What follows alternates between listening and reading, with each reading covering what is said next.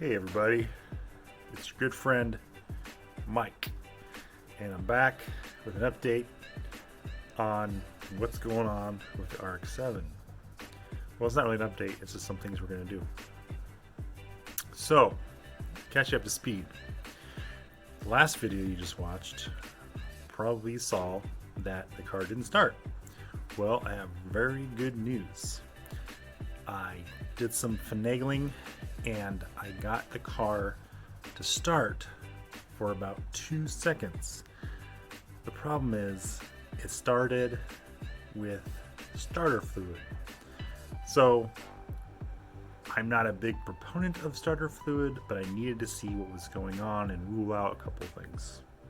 So the good news is it looks like I do have ignition, of course, if it started. I had a friend come over and was helped me tinker a little bit. We tested some more things. I tested the crank sensor, the CAS, the crank angle sensor, and things like that, and they all tested out. So really, we had nowhere else to go with this. But I don't know. Maybe there was a wire that was loose. Who knows? I don't know. But we then tested another. We took the lead off of the spark plug, did another test, and all of a sudden, voila, my friend got shocked with 50,000 volts. And so it made the determination that the ignition was working. So that's good news. And at that point, we threw some starter fluid in there and it started for about 2 seconds. But unfortunately, we couldn't get it to actually start. So what we're going to do now is kind of rethink this. Oh, also I should say I did replace the ECU. I just was like, I gotta figure out what's going on, so I replaced it, and we didn't really have any luck. But until we, like I said, went and started testing the crank angle sensor and played with some plugs, that's when we actually got something to happen in terms of some starting. So I'm not thinking that's directly related. I think actually the old igniter and the old ECU were fine. I just think there's something going on maybe with the wires or who knows. Anyway, so in this video, we're gonna keep digging into this. So now I know I have ignition. Of course we have the air, so it looks like a fuel issue. So now with RX7, the way the rotary engine starts is based on the primary. So the primary injectors aren't working correctly, or for something going on from the ECU to the primaries, you're not going to get anywhere. And that's kind of where we're at.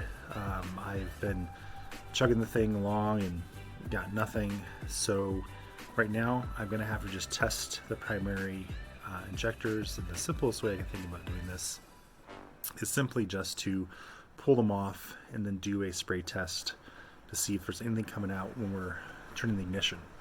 So I've seen this done a few times on various videos, but it's just one of those things we have to go through all of the possibilities, anything that could possibly be wrong. And so with ignition systems and starting and things like that, you just have to rule out everything you can until you find the culprit. So to my knowledge, the injectors were tested. I found a data sheet with the primaries and the secondaries. The primaries are at 550 cc's, so it's stock, and the secondaries were, I think I've said this before, I think they're like 800 or 1,000, I forget now. But as you know, by now we replaced the secondary fuel rail with ID 2000, so I think that's like 2,225 cc's. But the stock injectors remain. So it's possible, maybe in the past 3 years or so, while this engine has sat idle, something happened to the injector. Maybe it's clogged, who knows. But the only way to figure it out is to pull it off. I tried to pull out the injector a few days ago, like by digging underneath the intake manifold and trying to things. I could not get it out for the life of me. I got it to come up a little bit, but not enough to actually do anything. So, but I could see fuel, so I know there is fuel in the rail. So that actually makes me think even more there's something going on with the injectors where they don't want to fire. So what we'll do now is we'll basically take the intake off again and then dig into the injectors. So here you are, our familiar friend, the rotary engine. It's raining really a lot right now. There's this huge storm coming over, so if you hear the rain, sorry, that's how it is. So, how do we take this off? Well, it's pretty easy. I've taken it off like I don't know how many times now. But of course, I never bother replacing the elbow here because why? If we're still trying to get it started.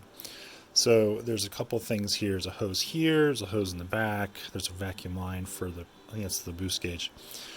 There is, let's see, 1, 2, 3, 4, 5 bolts that hold that on. There's 4 bolts that hold this on, and then there's a water line underneath this. That is the hardest, not hard, but it's just a pain in the ass to take on and off, on and off.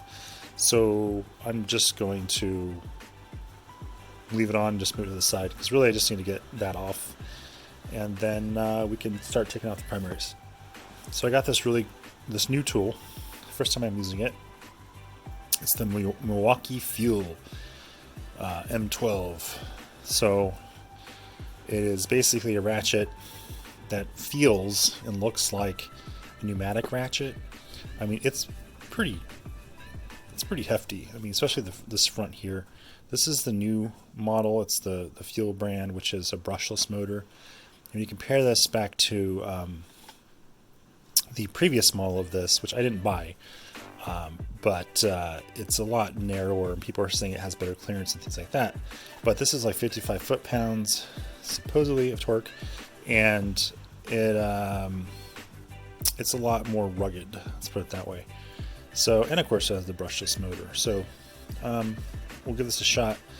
I'm gonna have to say that this is probably a little bit overkill, but hey, tools, right?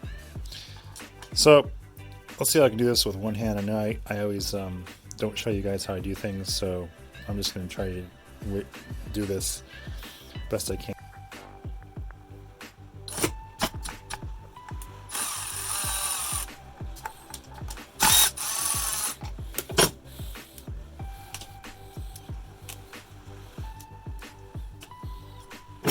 Oh.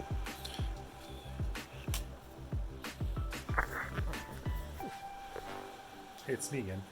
I wanted to show you guys something I found was pretty cool. Have you ever used like neoprene gloves and nitrile gloves and things like that? I like to use those because they keep your hands clean.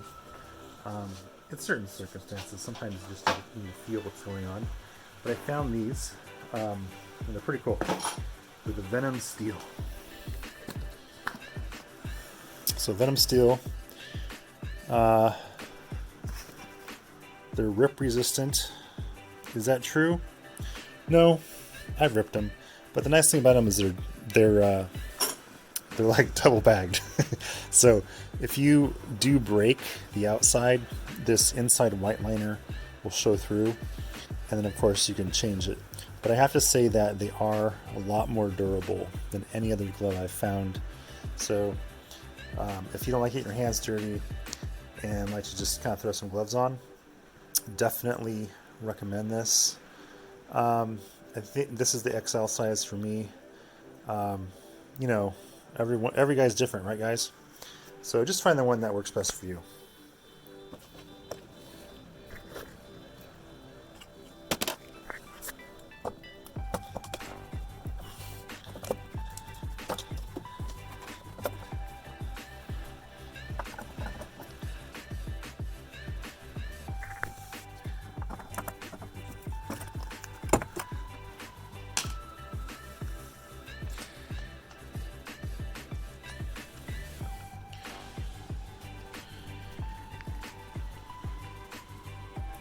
Turbo.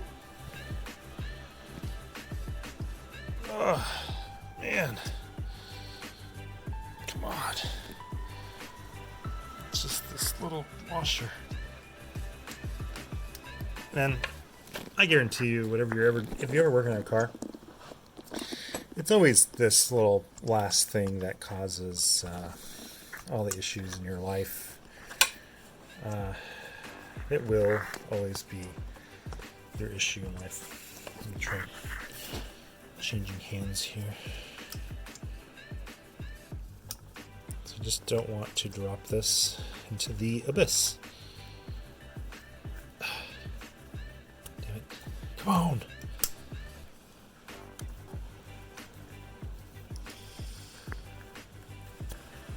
Alright, time for movie magic. Whew, I got it. Alright. That was not the plan. Okay. Alright, just yank this piece of shit hose off and this, and then there you go. So now I can pull this off and we can get to the primaries. So right there, there's an IAT plug, which is an intake air temperature, which is up there. Will it focus? Well, you get the idea. So make sure you take that off. And this thing really smells of fuel and I'm guessing starter fluid.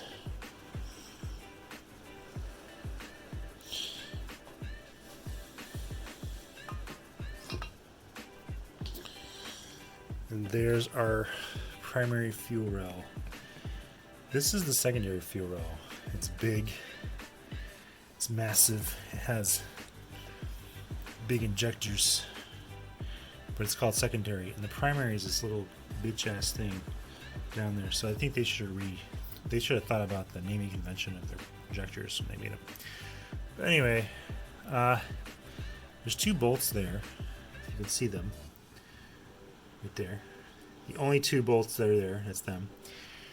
They come off, and then that whole assembly should come off. But if you'll notice, there's also fuel going in there. So that also is connected to the fuel dampener.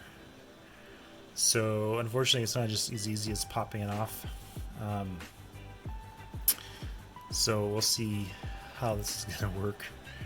I believe it's a contained unit, meaning the bolts like basically coming from the secondary down to the dampener to that line down there. I think it's all contained, so we'll see. But I will have to put this down because I'm going to need two hands. So I'm just taking two bolts off, okay? Okay, here's the issue I'm having right now. So I took off the two bolts, the thing popped up. Very simple, very easy. But the problem is I don't have any way to pull it up because of the hoses on each side. Let me show you. Okay, as you can see, I took off the two bolts, and if you look at this, you can pull it up, but I can't pull up that much because you have this line here coming off the secondary, and then you have the feed line coming to the dampener. So either way, you're kind of screwed because you can't really get this up enough. So, problems? Well, I can always take this off, and that would allow us to articulate this over. But then I have fuel leaking out, and I can't test the injectors because there is no fuel. Same with this. I do not want to crack these because this is who knows how old this is and how long it's been on here. I know right now it's not leaking. I like to keep it that way. So this might be our only option, or I can take these out, and then I was thinking about upgrading them anyway, or buying a new primary setup similar to the FFE rail I have here.